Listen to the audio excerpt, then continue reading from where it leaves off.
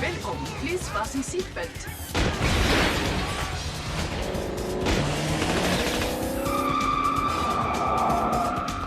Reduce speed. Pedestrians in roadway.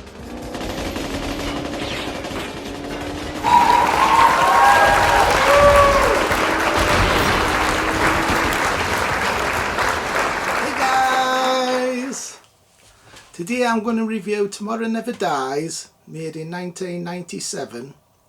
It's Pierce Brosnan's second film as James Bond, and it was made for $100 million, and it made $333 million back at the box office. So it's strange that, because this was made for $1 million, $100 million. GoldenEye was made for $60 million, the previous Bond film. So it's almost doubled. But it doesn't look as expensive as GoldenEye. There's a great pre-title sequence before the opening credits. It's all about Bond on a plane trying to stop them selling weapons.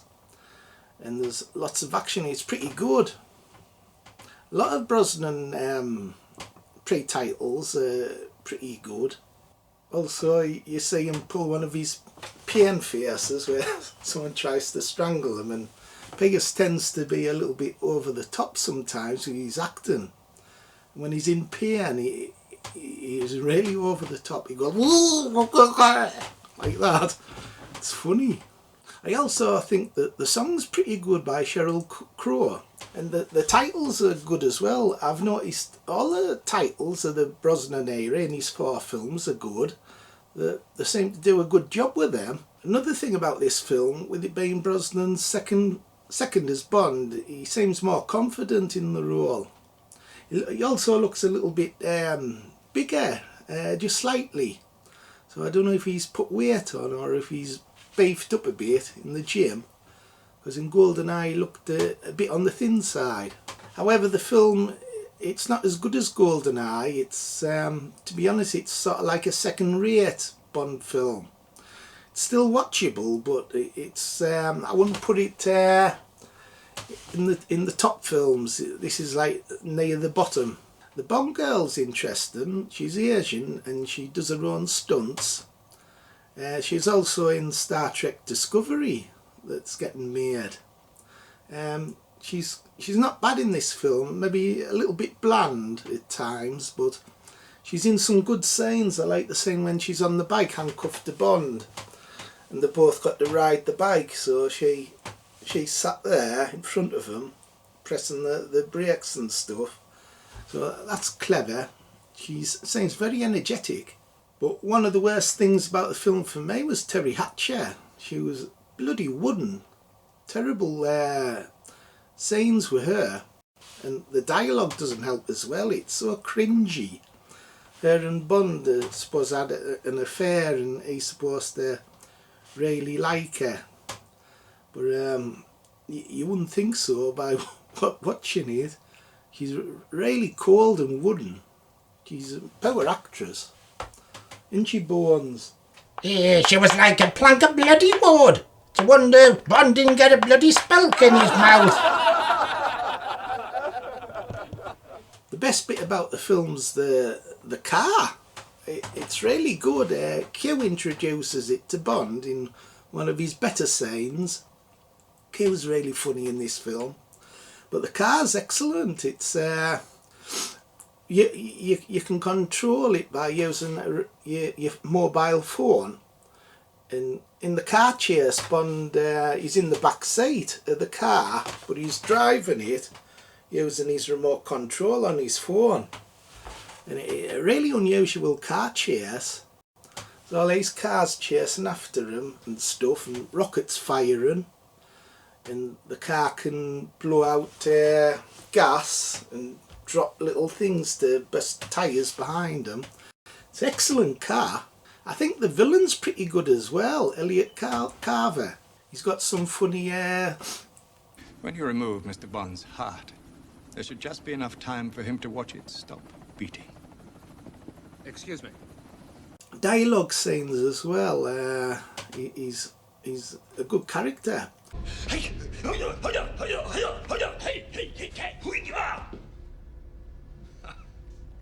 Pathetic. He's head of this mainstream news, and he's altering the news to suit him for his ratings and stuff, and it's really clever. That's the good thing about the plot. It's quite relevant because mainstream news, stuff like, I'll not mention the names, but like where most people get the news information from, if you control it, like there's a conspiracy that the elite control the mainstream media, and you can manipulate what the general public think just by showing you what's on the news. And this Bond story is sort of like showing you how it can be done. So although it seems far-fetched, it is. There's some realism to the story, actually. I never trust the mainstream news. They tell you a load of bloody bullshit. Yes! Moneypenny has a funny line as well in the film when Bond's told to get information and he's told to pump it out of her, and Moneypenny says it depends how much pumping you have to do. So, something like that. It's quite good. One of the villains is called Stamper, and he's just a copy of Red Grant from Russia With Love. He's second rate as well. He's not very good in this film. Jack Wade returns from GoldenEye, but he doesn't have a great deal to do in the film either. M's her usual good self. She's always good in all of her Bond films. Excellent actress.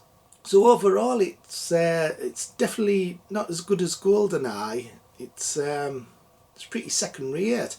Trouble with the film is it seems to go downhill after that car chase, and especially the third act. It's really poor. It's badly directed action sequences as well.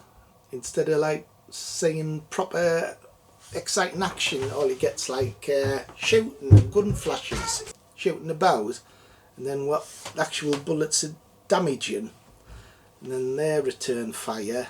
It's not very exciting to watch, to be honest. So overall, it's definitely not as good as GoldenEye. I'll probably give it about...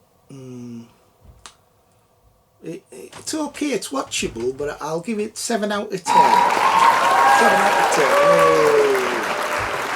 What the bones thing? I thought it was a load of bloody crap. Roger and Connery are the best. Oh, and press that bloody subscribe button. Okay, everybody, bye, bye. Get that fucking subscribe button pressed, you useless buggers.